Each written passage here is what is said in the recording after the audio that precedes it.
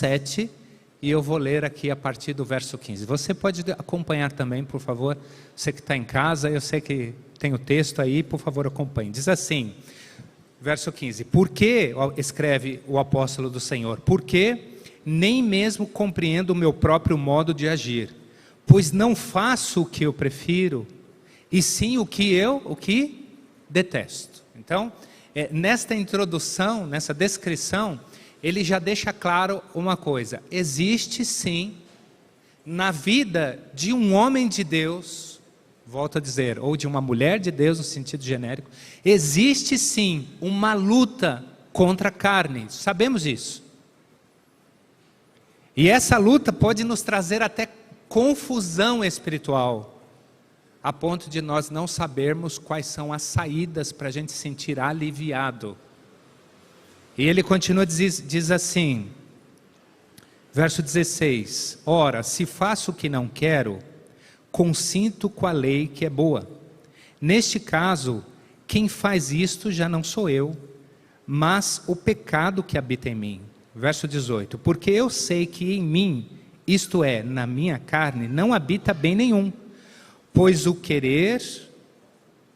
querer o bem está em mim, não porém o efetuá-lo. Senhor, eu sei que eu preciso me arrepender. Já aconteceu isso com você? Mas eu não quero me arrepender. Eu sei que eu preciso. Eu sei que essa atitude não está certa, mas eu não sinto vontade de mudar. E ele continua. Porque não faço o bem que prefiro, mas o mal que não quero, esse faço. Verso 20. Mas se eu não faço o que não quero, já não sou eu quem o faz, e sim o pecado que habita em mim. Verso 21. Então, ao querer fazer o bem, encontro a lei de que o mal reside em mim.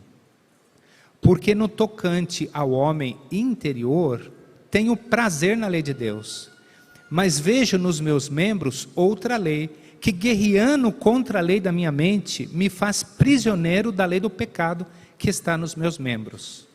Nesse contexto, olha gente, se nós pararmos aqui, eu vou dizer uma coisa para vocês, é até difícil para mim entender, para eu entender, né? É até difícil para eu entender, e acredito que talvez para você também. Porque a luta interior, ela nos traz confusão espiritual, muitas vezes. Porque o nosso eu tende a pensar que tudo o que eu gosto é bom para mim. E isso é mentira. E temos que despertar muito para esse momento que vivemos, porque a ideia de que eu gosto é bom para mim, hoje tomou a religião. Então, você pode ver aí anúncios de algumas igrejas, alguns movimentos religiosos, onde diz o seguinte: o importante é você se sentir bem. Você tem que se sentir bem ali. Eu gosto de ir ali. Por quê? Porque ali é legal, eu me sinto bem. Não há mal em se sentir bem, pelo contrário, nós devemos sentir bem. O objetivo é sentir bem nas coisas de Deus, no culto de Deus. Não há nada de errado nisso, nada.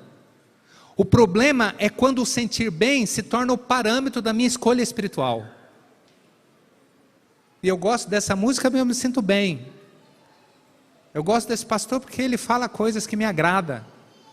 Sentir bem não é o parâmetro. E quando eu penso nisso, me vem à mente aquilo que está escrito na palavra de Deus. Enganoso é o coração humano. É interessante notar que a palavra coração, no sentido judaico-cristão, tem a ver com a mente.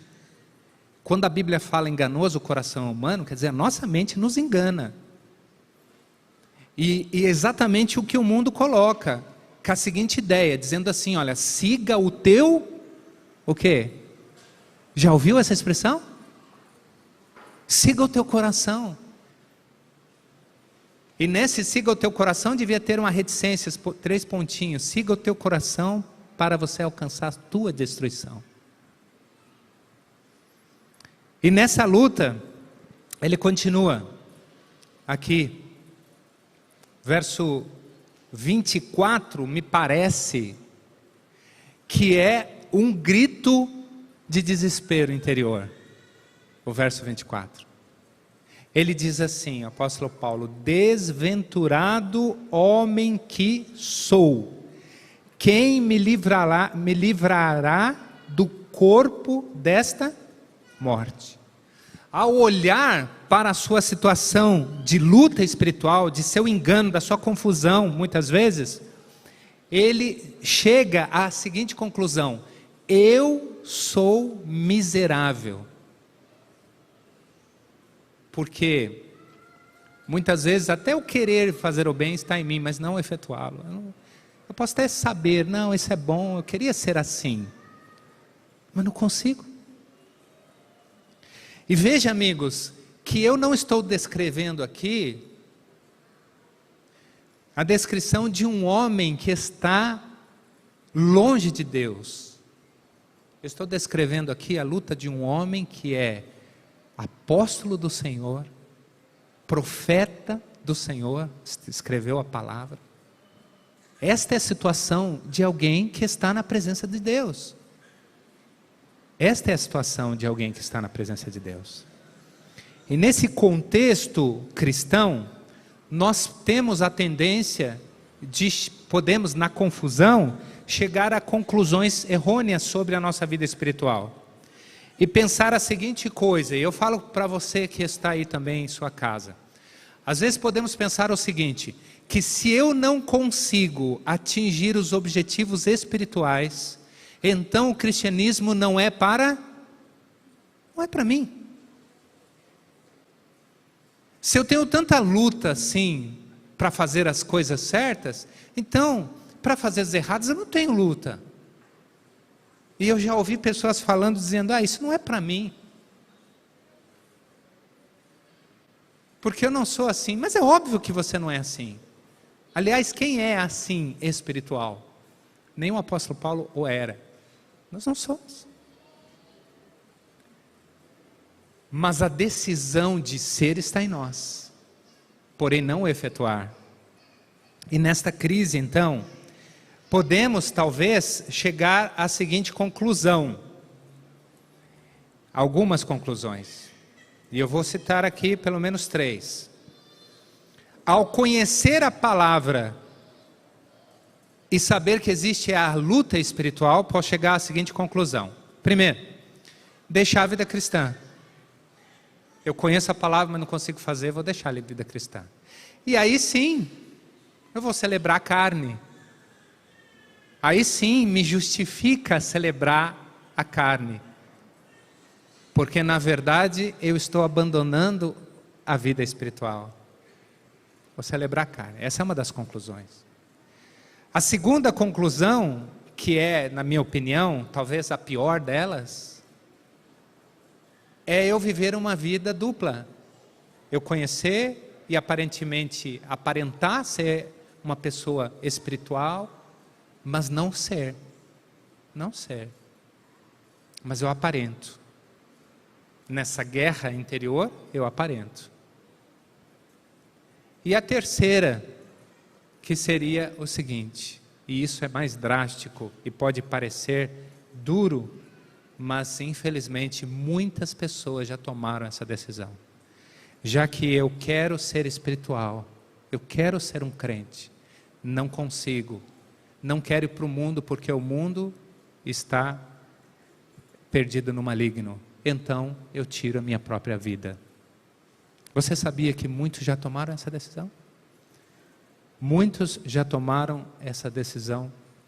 E eu conheço história de homens e mulheres, inclusive pastores, da Igreja Adventista, de outras denominações, que aparentemente eram bons homens, mas se mataram, porque viviam nessa luta espiritual, tiraram a sua própria vida. Mas ao ler esse texto, ao verificar, a constatar que um homem de Deus tem essa luta, nós deveríamos, no mínimo, como somos frágeis e pecadores, nos solidarizar com ele. e dizer: a luta que ele tem, eu também tenho.